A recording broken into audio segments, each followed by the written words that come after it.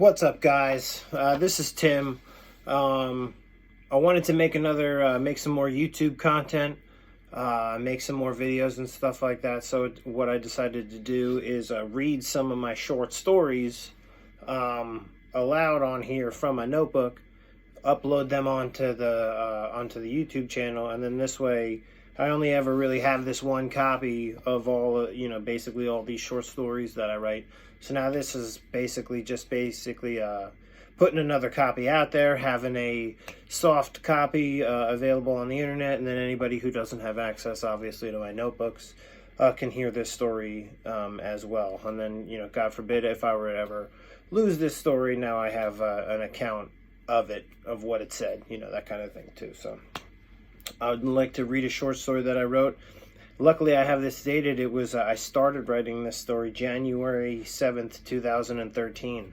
So it's almost 10 years ago that I wrote this story. That's pretty cool. I started writing these short stories right before Cameron was born, as just sort of, wanted to start getting content down and, expressing creative, all that, and something for Cam to read when he got older, blah, blah, blah. So this is a short story I wrote. It's actually nonfiction.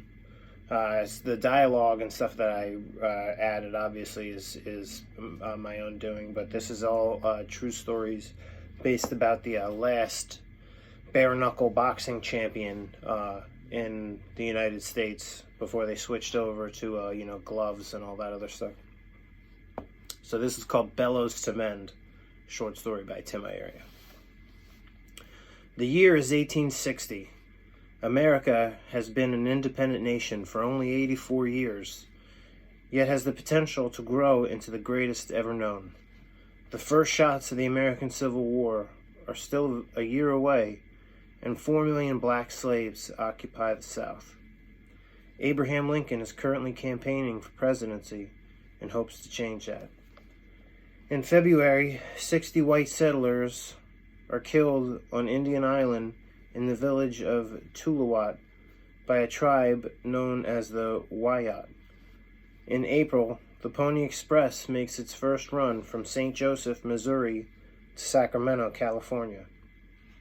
In August, a young girl is born in Ohio who will be known as Annie Oakley, and she will go on to amaze crowds with her sharpshooting skills in Buffalo Bill's Wild West show. It is October 15th, and John L. Sullivan is exactly 2 years old to the day. Sullivan had been born in Roxbury, Massachusetts, to Irish immigrant parents. His mother had hoped one day John would become a priest, but instead, as he grew, he decided to make money the only way he knew how. Sullivan was the toughest man around, even from a young age, and fought people for money. His offer was anywhere from $100 to $500 to any man who could stay 3 rounds with him. Those who knew him would say he never had to pay out. In doing so, Sullivan was arrested several times as a young man because prize fighting was illegal at this time and place in American history. The transition into professional fighting came from a chance meeting of a touring brawler. "What say you, big guns of Boston?" the brawler asked from the stage of the Dudley Street Opera House. "Is there not one curly wolf among you who thinks he can give me the what for?" "I believe I'm the best of it, Ace," responded Sullivan. In the crowd that faithful evening, Sullivan leaped on stage, and the two began sparring, and within minutes, Sullivan had knocked the brawler into the orchestra pit. Sullivan then went on a coast-to-coast tour with other boxers, honing his craft, performing exhibitions, and again fighting illegally for money. When he returned home, he believed himself to be the toughest man in America, and the Irish Americans of the East Coast fully supported him. "I can lick any son of a bitch in the house," Sullivan proclaimed as he walked through the doors of a Boston tavern. A cheer went up from the crowd. When the noise settled, a voice was heard from the corner. "You wouldn't be saying that if Paddy Ryan was here, boyo," said the stranger in an Irish brogue.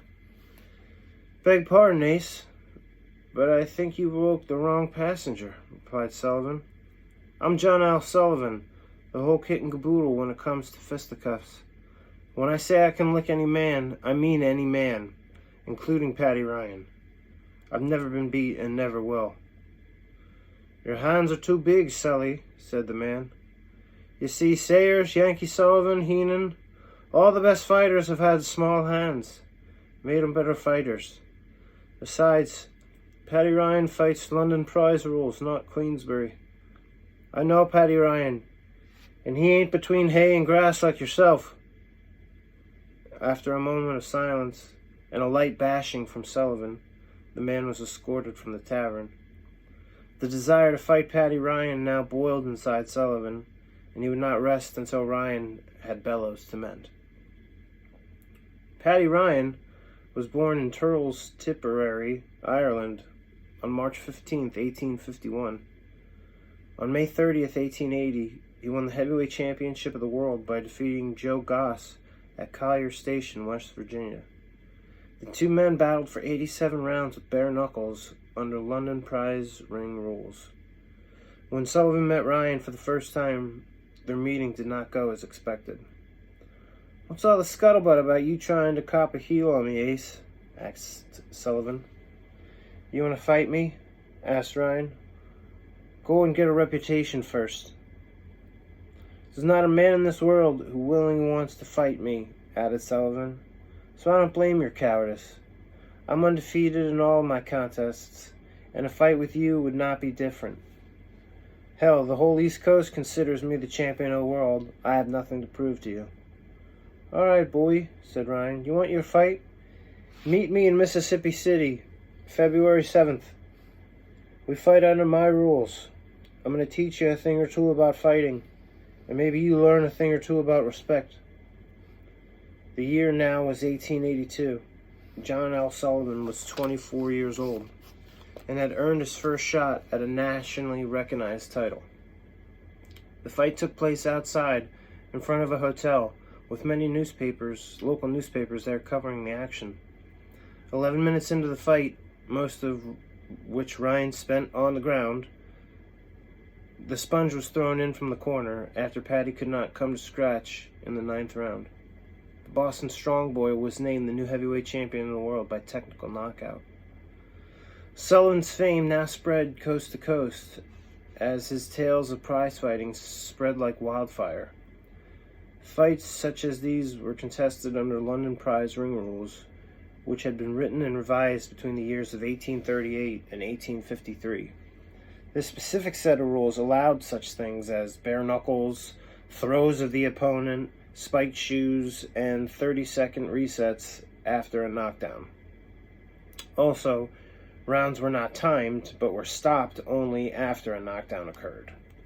This resulted in rounds being only a few seconds or up to hours long.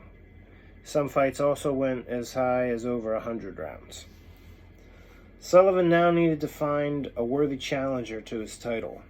In a popular newspaper, he wrote, "In this challenge, I include all fighters, first come, first serve, who are white. I will not fight a Negro. I never have and never shall." His first challenge came 6 years after winning the title, which ended in a draw after 39 rounds. The following year, Sullivan made what was to be the last ever defense of a bare-knuckle title in recorded history. The challenger was Jake Kilrain, who was born in Greenpoint, New York in 1859. Kilrain was named heavyweight champion of the world in 1887 by Richard Fox of the newspaper The National Police Gazette. Legend has it that Fox only named Kilrain a champion in order to drum up a super fight with Sullivan. "Anyone who thinks John L. to be the toughest around is backing the wrong horse," said Kilrain. "I wouldn't put Fox's belt around the neck of a bulldog," replied Sullivan. Eventually, the two agreed to fight on July 8, 1889, in Richburg, Mississippi. The two battled for what seemed like an eternity as both men became sunburned and physically damaged. After 75 rounds of brutal punishment, Sullivan was able to knock out Kilrain with a blow to the chest. The fight was so tough for Sullivan that he vowed never to fight bare-knuckled again. Kilrain's corner claimed that the fight had not ended when it did, Jake would have died. After the fight, Sullivan was arrested and fined $500, and Kilrain was sentenced to 2 months in jail on assault and battery charges. It would be the final straw for the champion and the end of the bare-knuckle era. Sullivan would later refer to these bare-knuckle fights as more of a foot race than a boxing match. Kilrain, after serving his time in jail, was then set to fight an up-and-coming heavyweight contender named James Corbett, otherwise known as Gentleman Jim. Corbett was born on September 1st, 1866 in San Francisco, California. Being a well-educated man, Corbett worked as a bank clerk prior to transitioning into boxing. After winning a 27-round battle with his rival Joe Choyinski, Corbett's name was tossed onto the ballot for potential #1 contenders to the heavyweight title. With no big-name wins on his record, Kilrain became the perfect stepping stone to the top for Corbett, should he win. On the other hand, a win for Kilrain would grant him another shot at Sullivan.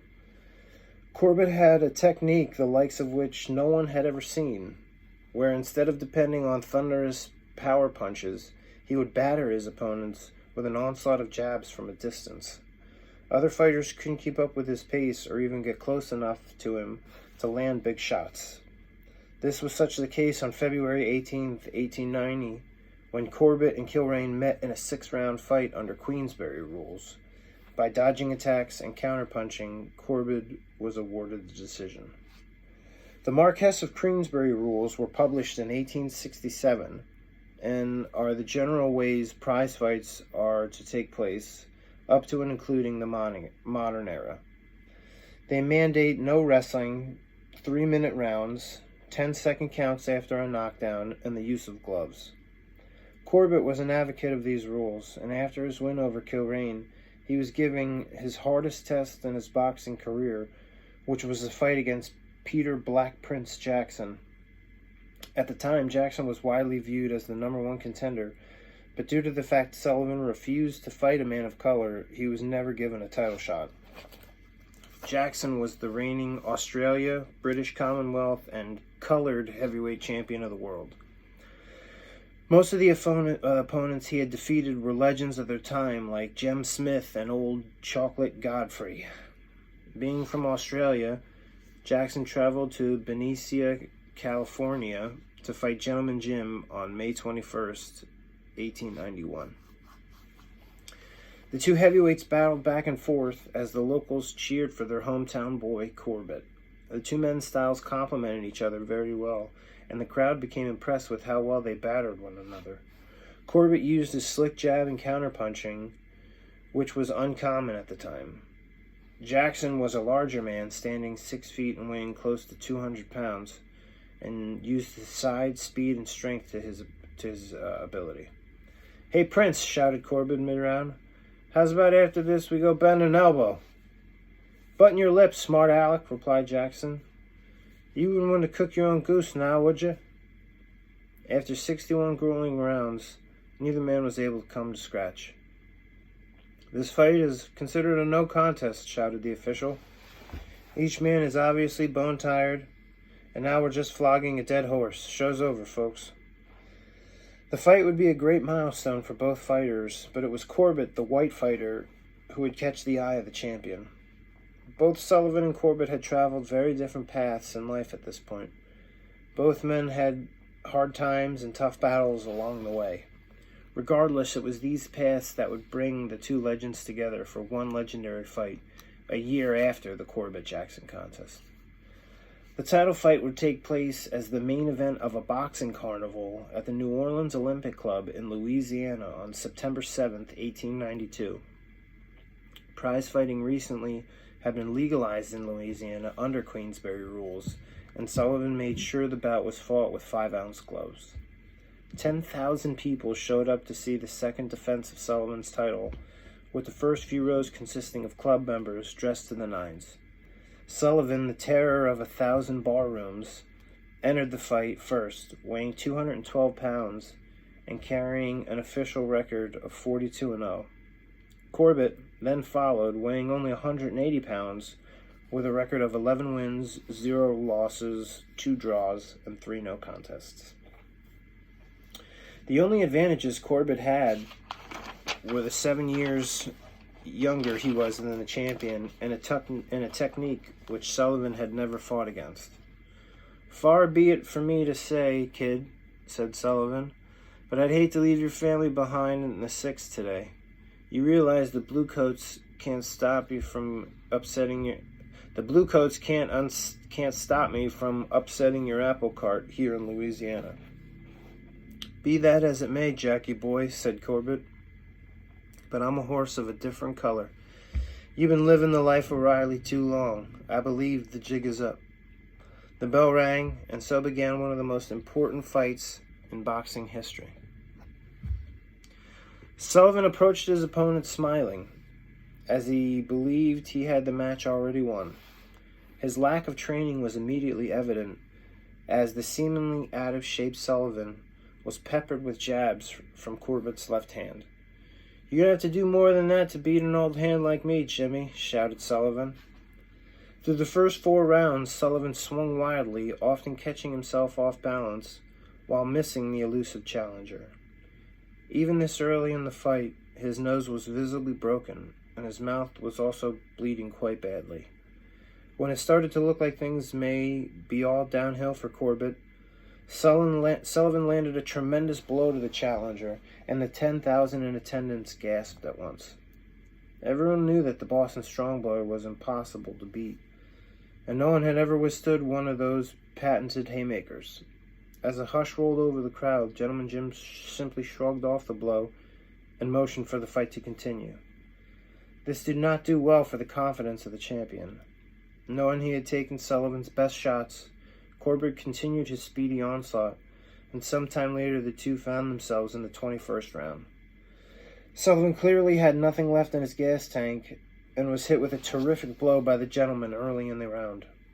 As soon as he regained his composure, the hungry, still fresh challenger rushed in with a barrage of punches that sent the champion to the ground face first. The referee's counting was soon drowned out by the sound of the crowd erupting wildly. There was now a new heavyweight champion of the world. Sullivan then arose and raised an arm, as if to silence the crowd. As they drew quiet once again, the former champion addressed them. "All I have to say is that I came to the ring too often," he said. "If I had to get licked, I'm glad it was by an American." Sullivan would never fight again, and would spend the next 26 years of his life drinking, gaining weight, and spending his money. Sullivan would go down in history as the first American athlete to earn over $1 million, yet when he died on February 2nd, 1918, he had less than $20 to his name. J. Kilrain, who had died 19 years after Sullivan on December 22nd, 1937, had great respect for Sullivan, so much so he would be a pallbearer at the former champion's funeral. Paddy Ryan died on December 14th, 1900, aged only 49 years, and Peter Black Prince Jackson would die a year later of tuberculosis. Gentleman Jim Corbett would go on to lose his title to Bob Fitzsimmons 5 years after the Sullivan fight, and unsuccessfully try to win it back twice from James J. Jeffries. He then turned his career towards filmmaking, starring in several Hollywood movies. Corbett died on February 18, 1933, and was buried in Brooklyn, New York. All of these fighters were long in the grave before the modern era of boxing was ushered in, but the battles they fought would pave the way for every great fighter in the future. Boxing, much like America, was built by the blood, the sweat, and the fists of our fathers, a struggle that still continues today. So that's the whole story. It's the first draft. It's not really super edited or anything like that, but that's Bellows to Mend, a short story, again, about bare knuckle boxing here in America before the turn of the century. Maybe I'll whittle that down a little bit better and tighten it up in the upcoming years, and I'll, get some of these stories that I have compiled together into a little short story book or something like that. But look forward to a more videos like this coming of getting some of these short stories out here and onto the internet. And then it's not really like copywriting, but at least now I can say, hey, that's an idea I had, you know, at the time I uploaded this, I guess, or whatever. At least it's my idea. So, all right. I'll check you later.